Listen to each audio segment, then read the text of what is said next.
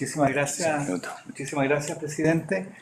Luego de oír yo la interesante exposición de Josefina, pienso que tal vez podría contribuir al diálogo que ahora estamos iniciando sobre el tema del debate acerca de la identidad nacional, examinar tres cuestiones que son distintas entre sí, pero que están, como veremos, yo espero más estrechamente relacionadas. ¿Cuáles son, cabría preguntarse, las tres cuestiones que, en mi opinión, debiéramos intentar dilucidar, así fuera a grandes rasgos, para luego entonces poder examinar el problema del debate sobre la identidad nacional? Las tres siguientes. A mí me parece que, en primer lugar, podría resultar útil detenerse siquiera un momento en qué significa pensar la identidad. O sea, ¿qué entendemos por identidad en el lenguaje de las ciencias sociales? Me parece un aspecto fundamental de este análisis. Una vez dilucidado lo que vamos a entender por identidad, creo que podría ser útil, en segundo lugar, preguntarnos qué factores configuran el debate sobre la identidad tal cual lo vivimos en el Chile contemporáneo. Y luego de eso, es decir, luego de haber explicitado un concepto de identidad y luego de haber identificado los factores que dibujan la fisonomía del actual debate, creo que sería útil concluir mencionando algunas distinciones que podrían, creo yo, ayudar a acercarse mejor al problema que ahora estamos examinando. ¿Qué debemos entender por identidad? A mí me parece que la pregunta sobre la identidad exige, cuando uno echa mano a la literatura, una muy larga literatura que modernamente se inicia con Locke, nada menos, es necesario, para acercarse al tema de la identidad, distinguir entre la perspectiva de primera persona y la perspectiva de tercera persona, ¿no? Esta última, la perspectiva de tercera persona, consiste en preguntarse quiénes son ellos, o quién es él, o quién es ella, ¿verdad? Es la perspectiva del observador, de quien mira desde fuera, como digo, a un colectivo, a un individuo, procurando identificar alguna sustancia, alguna característica intrínseca que permita definirlo. Pero a mí me parece que la perspectiva de primera persona es la que concierne a nosotros, ¿no? Porque en realidad no nos estamos preguntando quiénes son ellos cuando hablamos sobre identidad nacional, sino que nos preguntamos, bueno, ¿quiénes somos nosotros? De alguna manera estamos adoptando la perspectiva de primera persona, ¿no? Que me parece a mí es la perspectiva que se asume cuando se debate sobre identidad nacional. Ahora bien, las sociedades, al igual que las personas, siempre se ven inevitablemente puestas ante la necesidad de comprenderse a sí mismas, de tener una idea de lo que son, de aquello a lo que aspiran, del lugar donde provienen. Es decir, la autocomprensión de una colectividad es lo que yo llamaría el tema de la identidad desde el punto de vista social, ¿no? Las sociedades, al igual que las personas, yo querría insistir en esto, tienen una cierta idea de sí mismos en torno a la cual organizan la memoria, los recuerdos que su mente, su cultura atesora, definen lo que son, los desafíos que tienen que encarar e imaginan un futuro posible. Todo esto lo hacen las sociedades como las personas a partir de una cierta comprensión de sí mismos, ¿no? A esto yo lo llamaría identidad. Entonces, la identidad, digo, sería una especie de precomprensión, ¿no? Que permite, o a partir de la cual se configura el mundo en derredor, el tiempo que nos preocupa e incluso el espacio. Yo recuerdo el texto de Braudel sobre la identidad francesa, por ejemplo, que es un gran texto, que tal vez sea el último texto que escribió Braudel, si no recuerdo mal. Braudel dice, bueno, la noción de distancia, de tiempo, etcétera, no existe en sí misma, depende del tipo de comprensión que tengamos respecto de nosotros, ¿no? Yo creo que esta es una noción de identidad que nos puede servir para trabajar en esta sesión.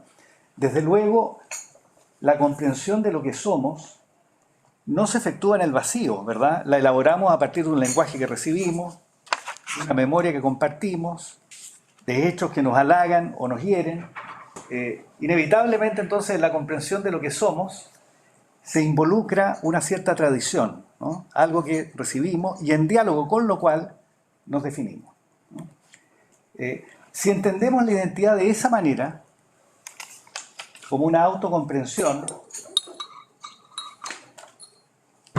de la que deriva el tiempo y el espacio, no por casualidad hoy día hablamos de territorios, por ejemplo, ¿no? Un concepto que al autodefinirnos habíamos olvidado. Bueno, una vez que asumimos, digo, que la identidad debiéramos entenderla de la manera que acabo recién de describir, creo que estamos en condiciones de observar algo que dijo Josefina también y que yo querría subrayar. Y es que la sola pregunta por la identidad en primera persona indica que la identidad está en crisis, ¿no?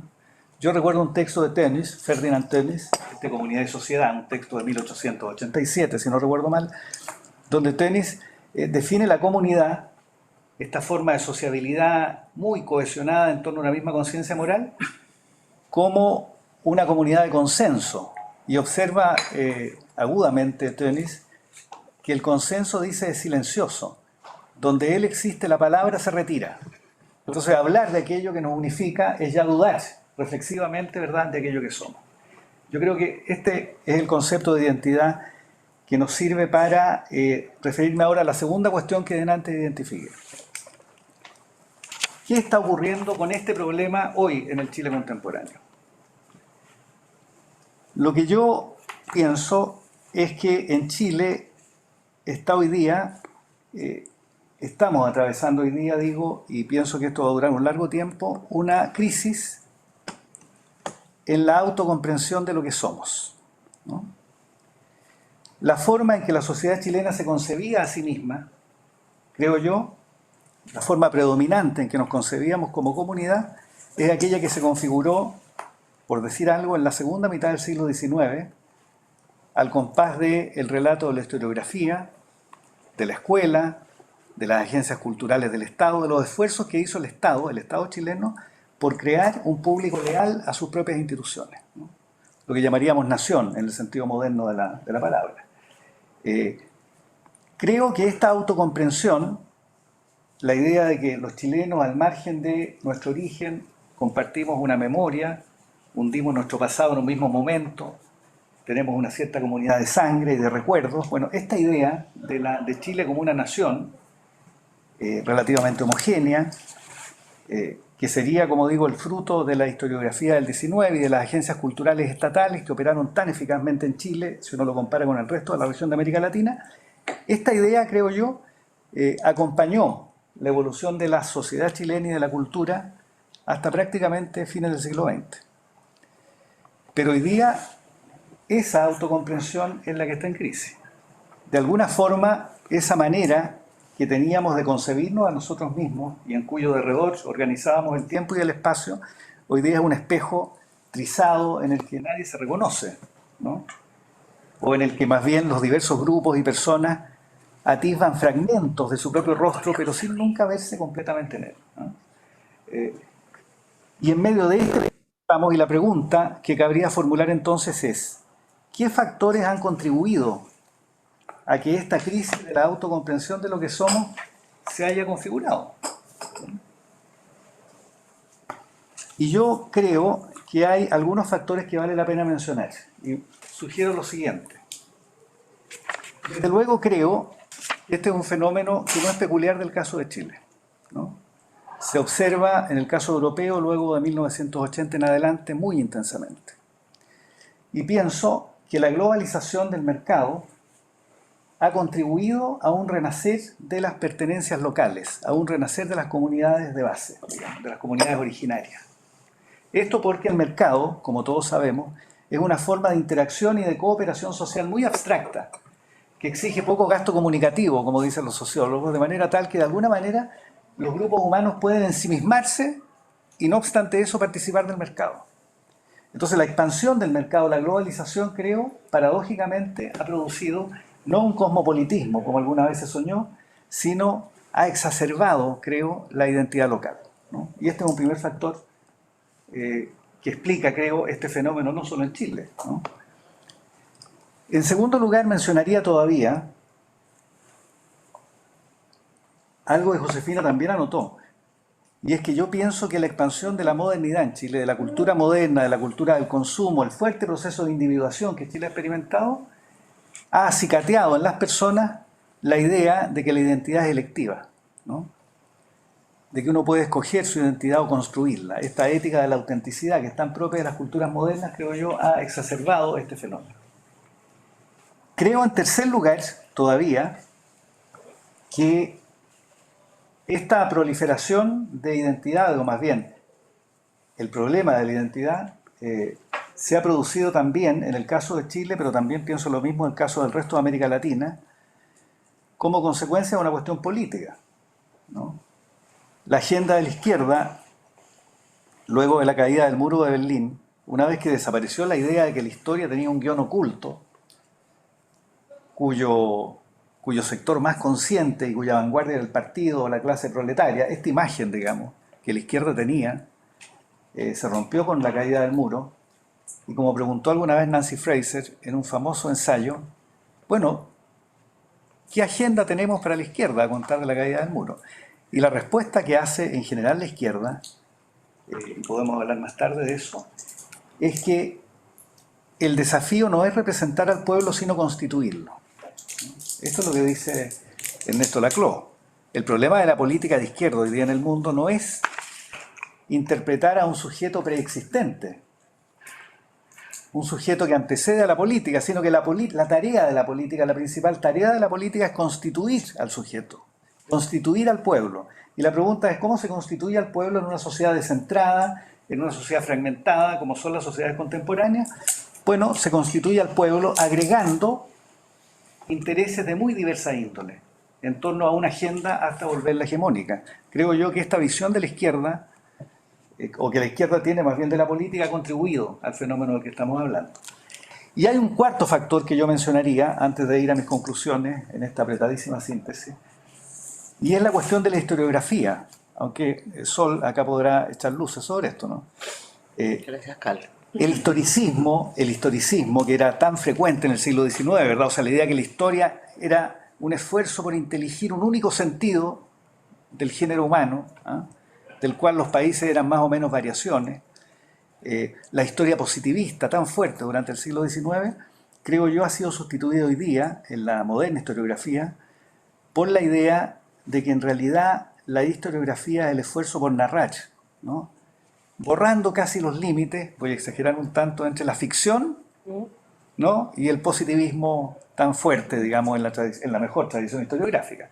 La idea de que hacer historia es finalmente también imaginar, ¿no? Imaginar el pasado, torcer el cuello a las verdades que se creían firmemente asentadas.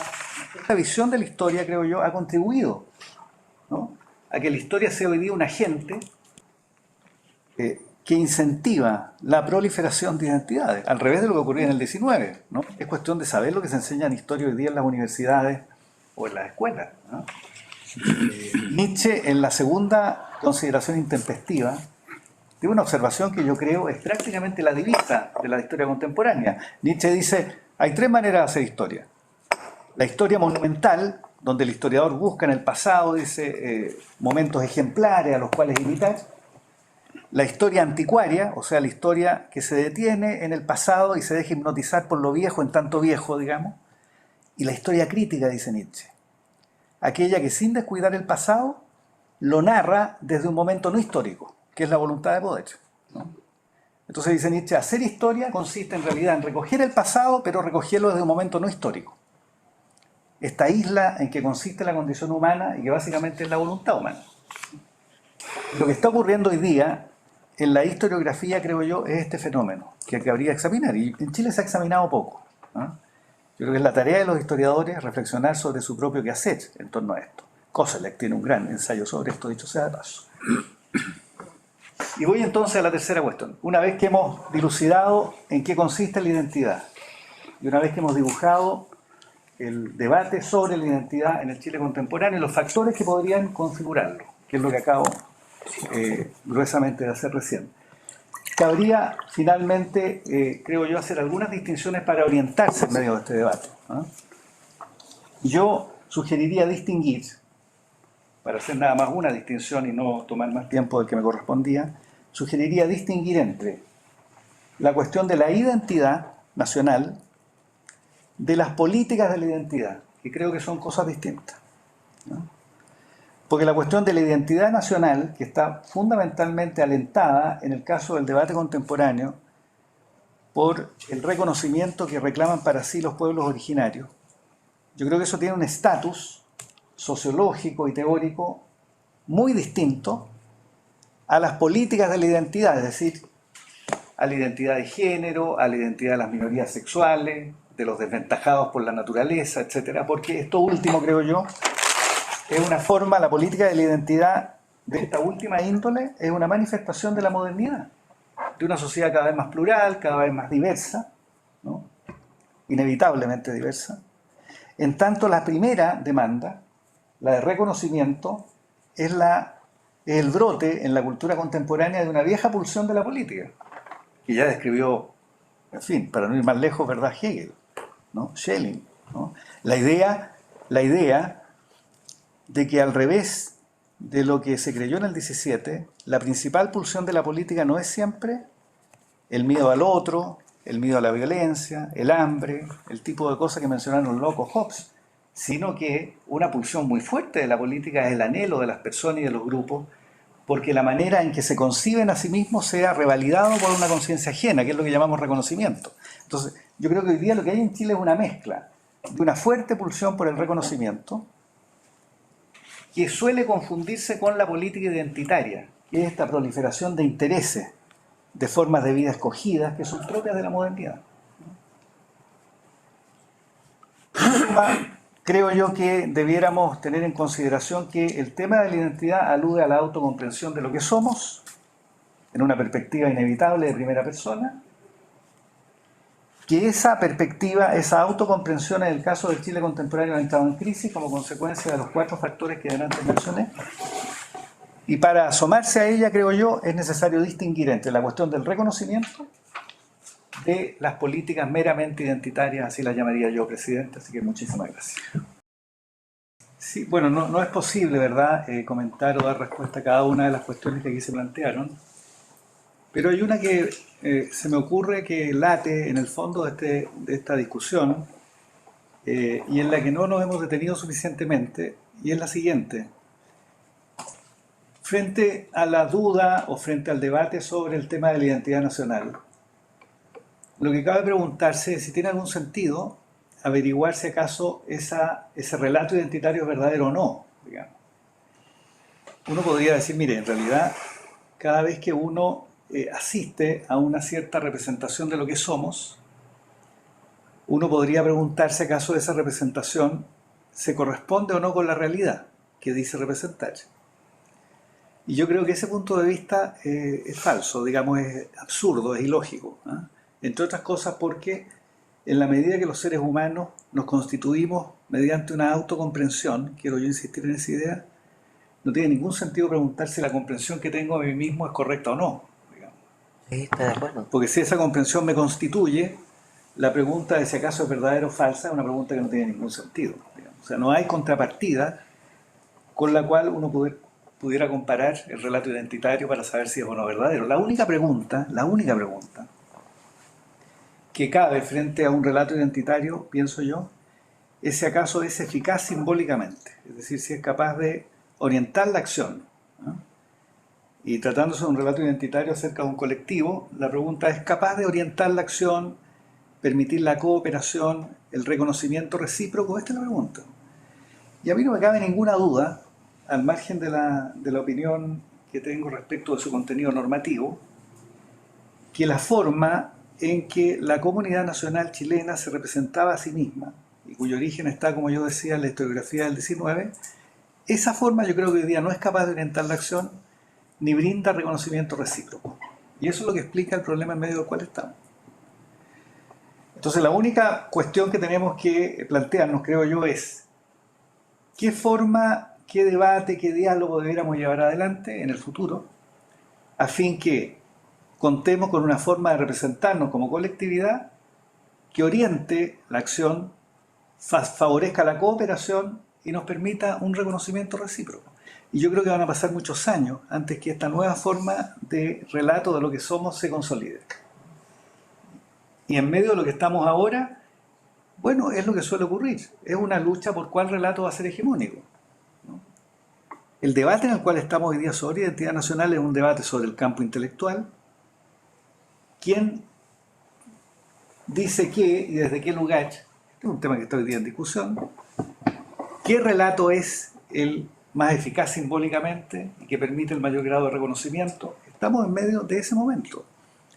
Y esto se va a manifestar, como decía José Luis Sea recién muy bien, creo yo, en un debate jurídico respecto de cómo interpretar las nuevas reglas, los nuevos conceptos que las reglas van a transportar.